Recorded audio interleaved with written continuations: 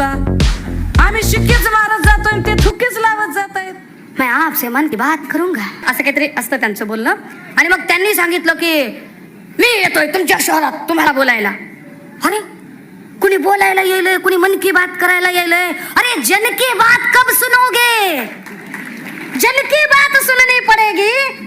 हम क्यों महाप्रबोधन यात्रा कर रहे हैं? हम इसलिए महाप्रबोधन यात्रा कर रहे हैं कि हर कोई अपने मन की सुना रहा है, किंतु जनता की बात क्या है, जनता की समस्याएं क्या है, नॉन इश्यूज पर चर्चा करने वाले लोग, यहाँ की जनता जो रोजमर्रा की जिंदगी में बर्निंग रोज के डेली इश्यूज को भिड़ रही है, उन समस्याओं से जूझ रही है, उन समस्याओं से अवगत यहाँ के विद्यमान पॉलिटिशियन और सरकार को अवगत कराने के लिए हम यह महाप्रबोधन यात्रा कर रहे हैं. ही महाप्रबोधन यात्रा करण्याच्या मागे आमचा उद्देश काय आहे? फार सरळ आहे दादा हो. आपली अडचण काय झाली माहितीये का? मावशी अक्का विचार करा पक्का, अमक्यावर मारा शिक्का आणि ते रोजच लावतात थुक्का. आम्ही शिक्केच मारत जातोय ते थुक्केच लावत जात आहेत. आणि हे वाईट आहे. तर त्या लोकांनी तुम्हा जनतेचाही विश्वासघात केला, कारण तुम्ही शिक्के जे मारले होते ना ते विचारधारा बघून मारले होते आणि नेमकी त्या विचारधारेशीच यांनी गद्दारी केली. मग हे विचारधारेच्या वेळेला ते म्हणतात की अरे आम्ही कुठे विचारधारा सोडली, आम्ही तर बाळासाहेबांचेच वारसदार आहोत. कसे असतील हे लोक बाळासाहेबांचे वारसदार? जे लोक हिंदुत्वाच्या नावाखाली इतर लोकांचा द्वेष करतात, पण त्यांना कळत नाही की अरे धर्मवीर आनंद दिघेजींचे सगळ्यात मोठे विश्वासू साथीदार, सहकारी, मित्र, गुरुवर जे काही तुम्ही म्हणाल त्याला, फ्रेंड, फिलॉसॉफर, गाईड, ते जे होते ते साबिरभाई शेख सारखे नेते होते इथे. त्या साबिरभाई शेखना तुम्ही कसं विसरू शकताय? जे लोक म्हणतात की आम्ही बाळासाहेबांचे वारसदार, बाळासाहेबांचा वारसदार असणारा माणूस आपलाच शिवसैनिक, मी ज्याच्यावरती बोलले रिपीट करायचं नाहीये, परंतु आपल्याच शिवसैनिक भावाच्या विधवा पत्नीच्या विरोधात कसा उमेदवार उभा करू शकतो? आणि तोही दुसऱ्यांचा. एकीकडे शिवसेना वाचवायची म्हणतात, पण शिवसेनेचा उमेदवारच देत नाहीत, पण तरीही यांना घाई फार असते. दादा हो, मुद्दे अनेक आहेत, माया हो, अनेक गोष्टी आहेत. महाप्रबोधन यात्रा का करायची त्याचा अजून एक उदाहरण सांगते.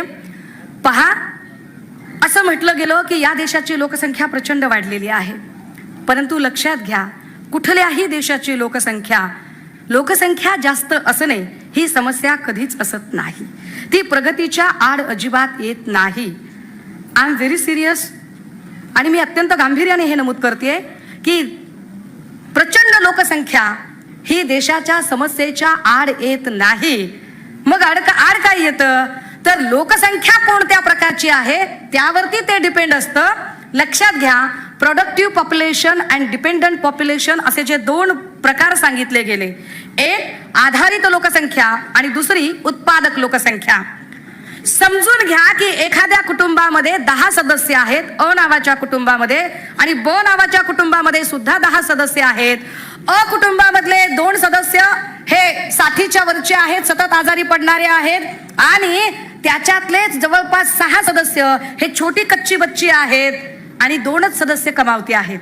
इकडे ब कुटुंब आहे आणि ब कुटुंबामध्ये 1 सदस्य 60च्या वरचा आहे, 2 सदस्य जे आहेत ते लहान बाळ आहेत आणि बाकी सगळी सदस्य 25 ते 45 वयोगटातली आहेत आणि ती कमावती आहेत.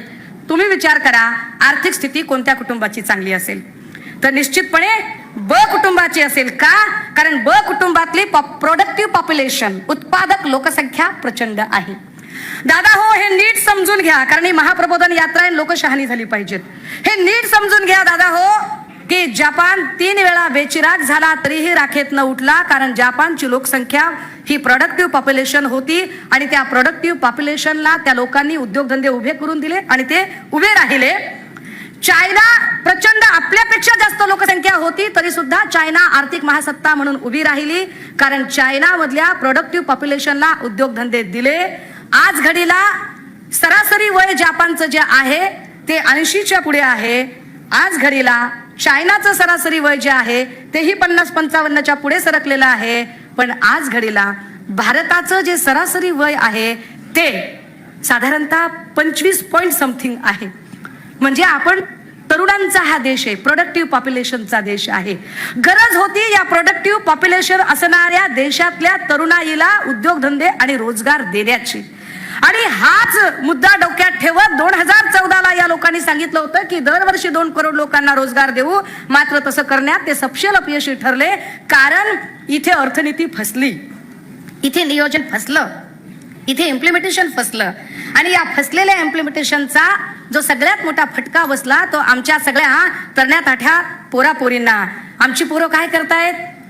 आमच्या पोरांना जर विचारलं काय झालं रे, डीएड झालं, काय झालं, बीएड झालं, काय झालं, एमएड झालं, काय झालं, बीपीएड झालं, एमपीएड झालं, आणि होतंय काय? डीएड, बीएड, बीपीएड, एमपीएड मधला डी निघून गेला, बी निघून गेला, एम निघून गेला, पी निघून गेला, एड तेवढं शिल्लक राहिले, एड तेवढं. आणि ते कुणामुळे? या चुकीची अर्थव्यवस्था राबवणाऱ्या आणि नियोजन करणाऱ्या लोकांमुळे. मग या लोकांचे हे बुरखे आणि यांचं अपयशी राजकारण आणि यांची अपयशी नीती आणि यांचा हा सगळा चेहरा उघडा पाडला पाहिजे. म्हणून ही महाप्रबोधन यात्रा आहे की लोक शहाणे झाले पाहिजे. ही महाप्रबोधन यात्रा का आहे? ही महाप्रबोधन यात्रा यासाठी आहे की सगळ्यात मोठी गोष्ट हॉब जसं सांगतो, सॉरी मॅकेवली असं सांगतो की जनता जशी असते नेते तसे मिळतात. जर असं वाटत असेल की नेता चांगला मिळाला पाहिजे, नेता सच्चा असला पाहिजे, तर त्याची पूर्व अट ही आहे की जनता सुद्धा सच्ची असली पाहिजे. आणि म्हणून एक सच्च्या जनतेला सच्चा नेता मिळवून देण्यासाठी आधी जनता सजग मतदार म्हणून प्रबोधित झाली पाहिजे. मतदारांना कळलं पाहिजे की आपण काय करतोय आणि काय नाही करतोय. आपला योग्य उमेदवार निवडता आला पाहिजे. तुमचा लोकप्रतिनिधी जर योग्य असेल तर तो तुमचे प्रश्न सोडवेल. हे समजावून सांगण्यासाठी महाप्रबोधन यात्रा गावखेड्यांमधून जाणार आहे.